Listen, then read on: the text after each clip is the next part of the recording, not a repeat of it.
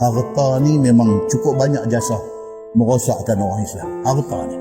Sebab dalam Quran tuan-tuan tengok berapa banyak ayat. Al-mal wal banun zinatul hayatid dunya. Quran kata, harta, anak pinak apa semua ni, ini semua zina. Ini semua perhiasan bagi kita silau mata.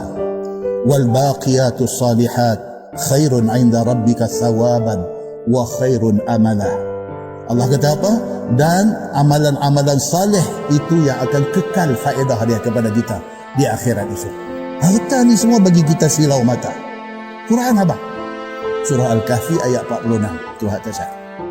Surah Al-Fajr ayat 20 Tuhan kata apa? Wa tuhibbunal mala hubban jamma. Nama kata manusia ni dia suka dengan harta ni berlebih-lebih. Suka dengan harta ni hubban jamma. Dia suka sungguh dengan harta ni. Dalam surah Al-Humazah kita selalu baca Tuhan kata apa? Allazi jama'a malan wa addadah.